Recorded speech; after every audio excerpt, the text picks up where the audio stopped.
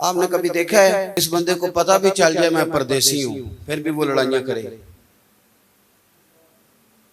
लोग देश में मकान बनाते हैं, परदेश में जो 40 साल सऊदी अरब गुजार के है वहां उसने प्लाट नहीं खरीदा।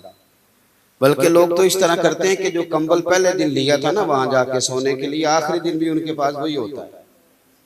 इसलिए कि उनसे पूछे जब भी कि आपका घर कहाँ है, तो हालांकि वहीं रह रहे हैं, घर तो वो आते हैं साल में 2 महीने के लिए, लेकिन उनसे पूछें घर कहाँ है तो वो देश का पता बताते हैं।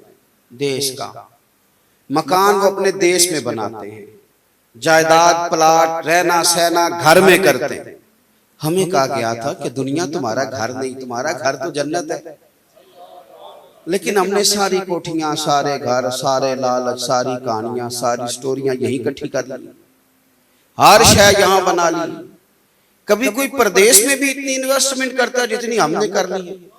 नबी पाक अलैहिस्सलाम ने हजरत अब्दुल्लाह इब्न उमर का कंधा पकड़ के कहा था कौन फिर दुनिया का अन्ना का गरीब नौ काबिर औ आबिरुन सबील।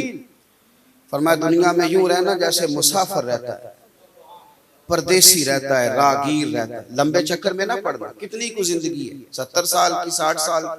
हमारी ना तरजीह दुनियादारी है, तरजीह यानी हर चीज में। मैं जब किसी जगह जाता हूं तो लोग सलाम बाद में लेते हैं, पानी बाद में पिलाते हैं, पहले फोटो लेते हैं। यानी सबसे पहले लोगों को पता चल जाए कि मेरी फोटो आ गई। मतलब ये भी नहीं देखते कि कीचड़ में ना गिर जाए कहीं। तरजीह दुनियादारी है ना। मिजाज ये है कि पहले दुनियादारी सीधी हो जाए। हमारा वो जो मकसूद है कि जिसमें हम जल्दी से फेमस हो जाए। अल्लाह के बंदे तो बचते थे, वो शोहरत से बचने वाला पीछे पीछे रहता है। मेरा जी चाहता है सारी गजलें उस जालिम के नाम करें। कुछ लोग तो जान छुड़ाते थे, शोहरतों से बचते थे। मुसन्नफ इब्न अबी शैबा में हजरत मौला अली शेर खुदा का फरमान मौजूद है।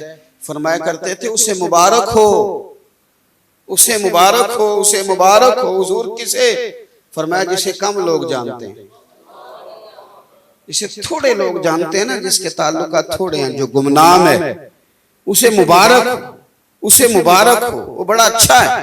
भाई तरजीह दुनियादारी को ना बनाए। वल आखिरतु खैरुम व अबका, आखिरत बेहतर भी है और हमेशा बाकी रहने वाली भी। हमने जो हमारा ख्याल है ना कि हमें बड़ी सहूलतें मिले, आसानियां मिले, आसाइशें मिले, ये ख्याल ही सिरे से गलत है। अल्लाह ताला ने जनाब आदम अलैहिस्सलाम की मट्टी को जब उसमें पानी डालना चाहा तो फरिश्तों ने कहा या अल्लाह पानी किस तरह डालें? तो अल्लामा इस्माइल हकी ने लिखा है कि फरमाया इस पर 60 दिन गम की बारिश बरसाओ और 40 दिन सुख की बरसाना। जिस बंदे को कुल सुख मिल जाए ना जिंदगी में, वो भी 40% है।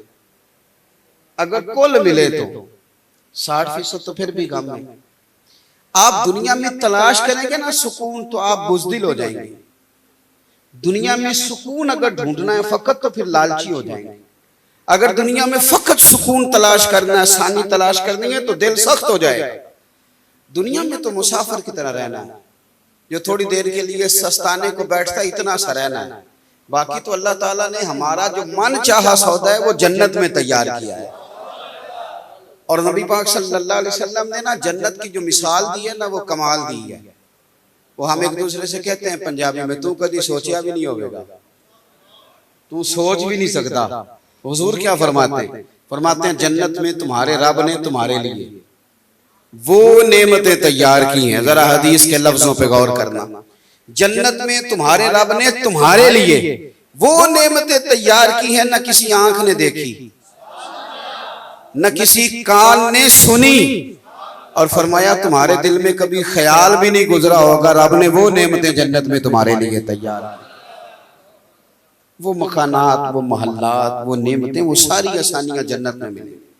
दुनियादारी में इतना खो जाना, इतना खो जाना, इतना खो जाना, लड़ना, बहस करना, झगड़े करना, छोटी छोटी, आप यकीन करें छोटा सा फायदा होता है हमारा, उसके लिए कसम उठा लेते, झूठ बोलते।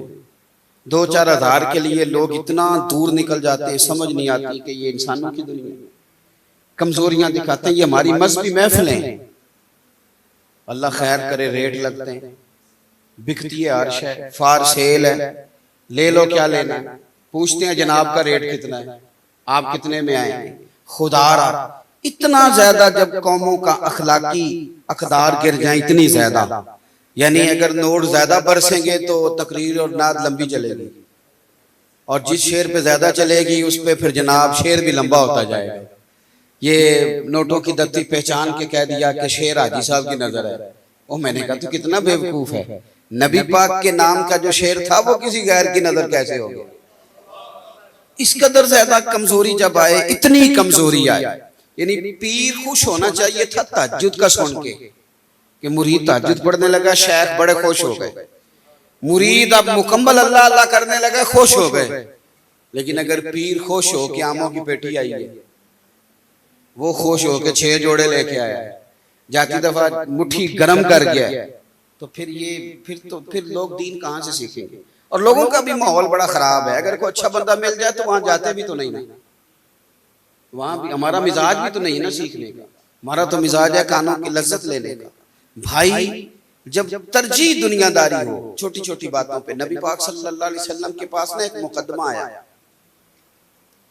लड़ाई थी 2 लोगों की, समझ ले 2 भाइयों की, जमीन के एक टुकड़े पे लड़ रहे थे। तो हर बंदा ही दलाइल देता था। महंगा वकील कौन होता है,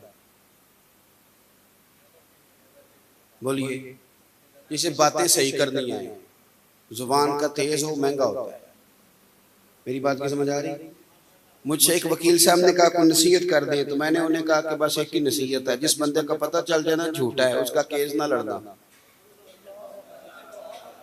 वकील को वैसे पता होता है ना झूठा है, तो वकील क्यों बन जाता है, झूठों का वकील बन गया। बस इतनी सी बात। तो दरवाजे पे दस्तक दी, अंदर खातून ने बुला लिया, तो वो औरत बैठ के ना बर्तन धो रही है। पूछा घर किसका है, का हजरत उमर बिन अब्दुल अजीज का। तो वो समझी कि उनकी कोई कनीज है जो घर के काम कर रही है। थोड़ी देर के बाद उसने कहा मैंने अमीरुल मोमिनीन से मिलना है। तो वो खातून कहने लगी वो घर में नहीं है, अभी आएंगे तो मिलाती हूँ। थोड़ी देर के बाद एक सादा सा आदमी, सादे इमामे वाला घर में आया और कुएं से भरा हुआ पानी ला ला के उस बीबी को देना शुरू किया। तो वो खातून उस बीबी से आने वाली से कहने लगी अमीरुल मोमिनीन आ गया, मिल लो। कहने लगी कहाँ है, कहने लगी यही तो है जो मुझे पानी भर के दे रहे। कहा ये अमीरुल मोमिनीन है? कहा हाँ। तो कहा तुम कौन हो? कहने लगी मैं इनकी ज़ौजा हूँ। कहा तुम इस तरह रहते हो? तो फरमाने लगी हाँ इसी तरह रहते हैं, पर इसी हाल में जब हमारा घर अपने रब को याद करता है, तो यूं लगता है सारे ही अल्लाह के नेक बंदे बन गए। इसी तरह रहते हैं, यही हमारी बात। आखिरी वक्त आया हजरत उमर बिन अब्दुल अजीज का, तो आपकी बीवी कहने लगी कि आपके बच्चों के लिए तो आपने कुछ बनाया ही नहीं, वही सादा सा पुराना घर। तो आपने अपने बच्चों को बुलाया, वो करीब आके बैठ गए। तो फरमाने लगे बेटा मैंने तुम्हें इसलिए बुलाया कि मुझे माफ कर देना, मैं बुज़दिल निकला। जनाब आप क्या बात कर रहे हैं, आप और बुज़दिल, जमाना आपकी बहादुरी की तारीफ करता है। फरमाने लगे पुत्र मैं बुज़दिल था, मैं ना दोज़ख से डर गया था, इसलिए तुम्हारे लिए हलाल हराम जमा नहीं कर सका, डर गया मैं कोई महल्लात नहीं बना सका। अगर मैं ना डरता कयामत के अजाब से तो फिर बड़ी कोठियां बनाता, बड़ा कुछ जमा करता। मैं डर गया, बुज़दिल था, मुझे माफ कर दो, कुछ नहीं बना सका। हाय। तो आपके बच्चे रोने लगे, कहने लगे अब्बा जी पुराने बादशाहों के बच्चे जब गलियों से गुजरते हैं तो लोग उन पर फब्तियां कसते हैं, और जब हम गुजरते हैं तो लोग आपको भी दुआएं देते हैं, हमें भी दुआएं देते हैं। अपनी आखिरत को तरजीह दें। मैं आपको बताऊं हमारी दुनिया के सारे काम सीधे हैं, सारे हमारे सारे मसले ठीक हैं। यानी एक टूटी अगर खराब है तो वो शाम से पहले ठीक कराएंगे तो घर चलेगा, ये हमारी दुनियादारी है। लेकिन मेरे भाई अगर एक बच्चा बेनमाजी है तो फिर घर में काम कैसे चलता है, फिर किस तरह चल जाता है। जब एक टूटी बिगड़ जाए तो काम नहीं चलता, तो बच्चा पूरे का पूरा बेनमाजी तो कैसे काम चल रहा है। हमारे घर के अंदर अगर एक दीवार हिल रही है, गिर ना जाए, तो जब तक वो बनाए ना रात को सोते नहीं। और हमारे घर के अंदर शरीयत की सारी दीवारें गिर रही हैं, बच्चियां पर्दा ही नहीं करती, जिसका मर्जी जिस अंदाज में मर्जी बच्चे जी रहे हैं, तो जो मर्जी होता रहे। अपने आप पर थोड़ी तवज्जो दें, आखिरत को अपनी तरजीह बनाएं, वरना वक्त करीब आ गया, वक्त करीब आ गया। जिनके बाल काले थे अब सफेद आ गए तो पैगाम आने लग गए, जिनके तंदुरुस्त जिस्मों में अब थकावट होती है तो पैगाम आने लग गए, जिनकी ऊपर उठी हुई कमर जो थी वो झुकने लगी है तो उनको पैगाम आ रहे हैं। अब वक्त आ गया है, अब जाना है। और छोड़ के आने वाले जब छोड़ के आते हैं तो दोबारा पलट के नहीं देखते, बल्कि अब तो निजाम आधा आधा हो गया। कहते हैं सलाम के बाद, जनाजे के सलाम के बाद, दुआ के बाद मैं आधे लोगों को भेज दूंगा, तुम खाना खिला देना, और फिर उसके बाद जो रह जाएंगे उनको बाद में खिलाना, लोगों ने घरों में भी जाना। और मैंने ऐसे भी बाऊ देखे हैं जिनके बच्चे कुछ ज्यादा पड़ गए, कुछ ज्यादा ही मालदार हो गए, तो उनके अपने बाप की कब्रों पे भी मिट्टी नहीं डाल सके। वो भी किसी गरीब के हाथ में कई थी, उसी ने डाली।